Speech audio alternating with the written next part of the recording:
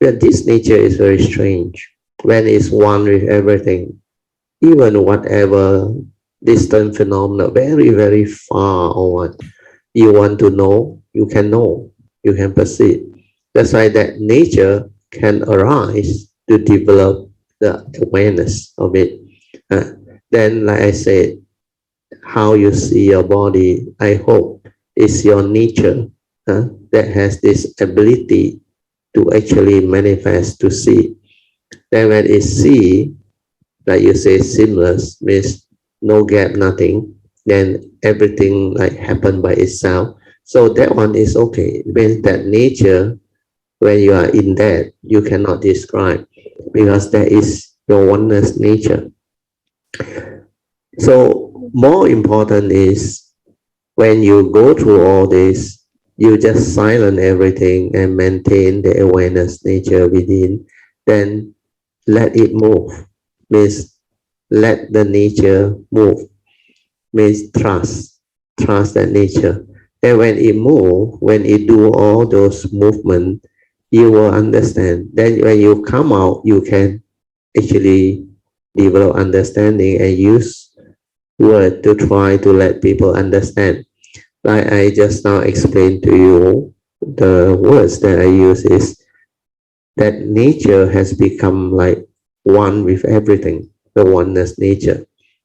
You use the word without boundary, which is also quite similar. But the oneness nature is very different. When your nature is one with everything, it's like you pervade the whole of the existence.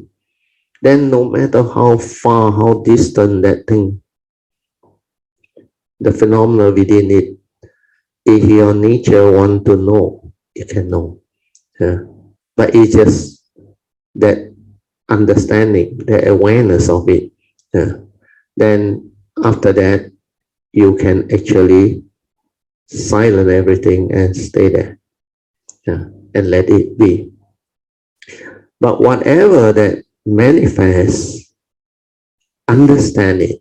Because these are the transformations that are possible when you are with that true nature, that oneness nature, which very few people can go into. So when you go into, you have to develop the clarity of understanding by observation. It's completely silent and just find out what that thing is. Then when you have the understanding already, later on, when you come out of it, you reflect, you contemplate, and you will understand that this nature is very beautiful. That's why the Mahayana teaching, when it mentioned about the speck of dust, even one speck of dust, you have the ability to be in the oneness nature.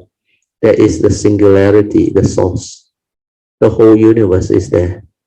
Everything is there. You will understand because you have realized that oneness nature. But it has to be very stable. It has to have that understanding because our nature is one with all things. Because that is the true nature, the original nature, 本来的面目. So this is what the source is all about. From the source, all things arise. Then when you are able to be in this state, it is still the awareness, nature, in spacious awareness, oneness in everything.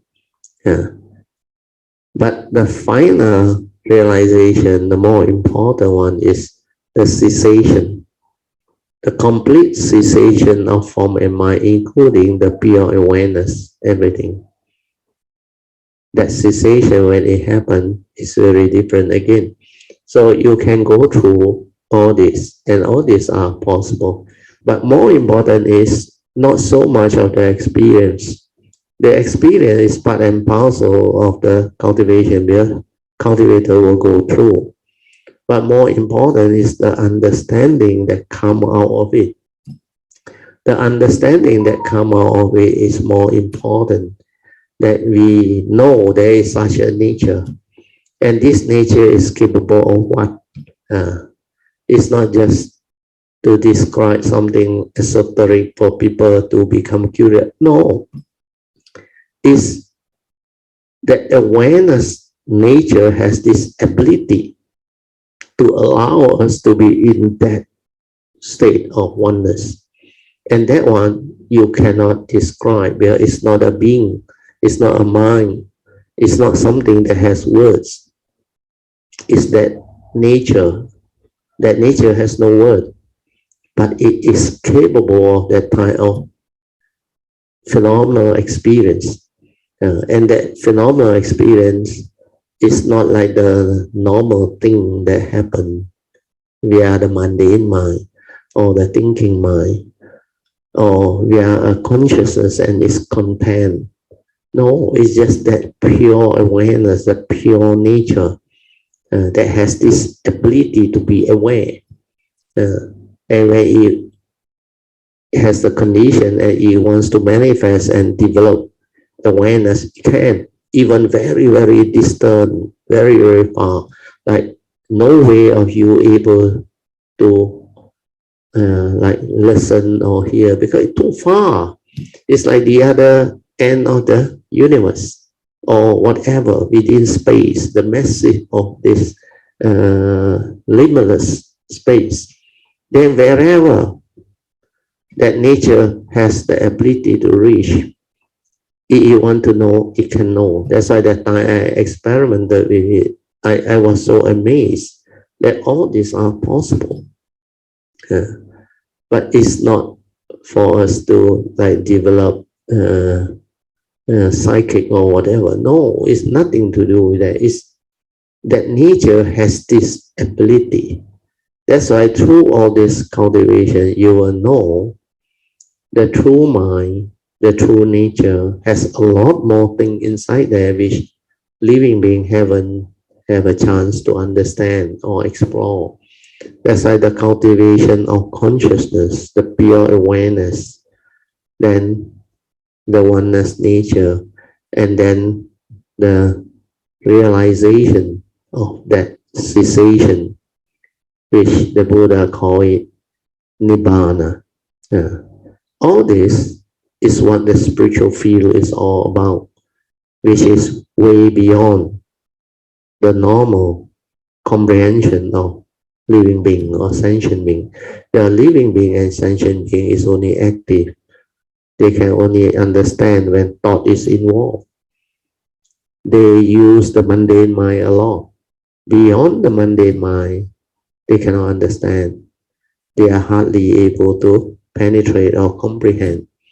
Even awareness, sati, the silent mind, they can't even touch it or realize it. Then for us cultivator, we not only have a glimpse, touch it, we can stabilize it, then we can go into it, then we can locate the gateway and move through the gateway.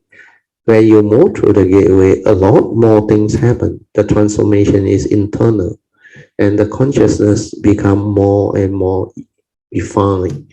As you develop more wisdom and understanding, it will transform your consciousness.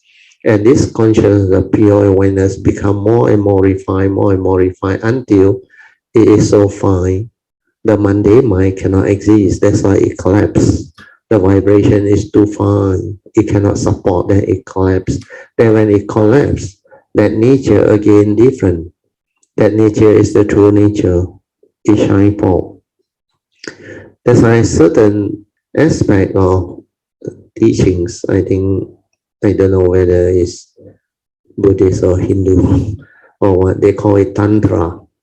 Tantra. So I was told by one of my guys, he said the Tantra teaching did mention a little bit of this higher mind, but I don't think it's relevant because they break up the consciousness into 7. I don't know how they break it down. There are like 7 more type of consciousness related type of mind. But all these are the higher mind. the higher mind, which is not the supramundane mind. This one is like, I don't know how they describe it. They have the lower mind, the higher mind. Then after that, the persona. I think some of these are Hindu teaching, but to me, it's not important because this type of knowledge is mainly dealing with the consciousness and the mundane mind. That's why they evolve. They develop what they call transformation of consciousness, but they didn't develop the ability to cease and to go into the awareness nature, the self nature. They move along the path of consciousness to higher consciousness and higher consciousness until they reach the formless rhyme and all those things. So this is not the direction that we cultivator develop. We all cultivator, we go into the awareness field, which is nothing to do with the consciousness and its content. So hopefully with this sharing, it will help you, Pocheng, and some who has actually progressed to have the ability to understand what I share.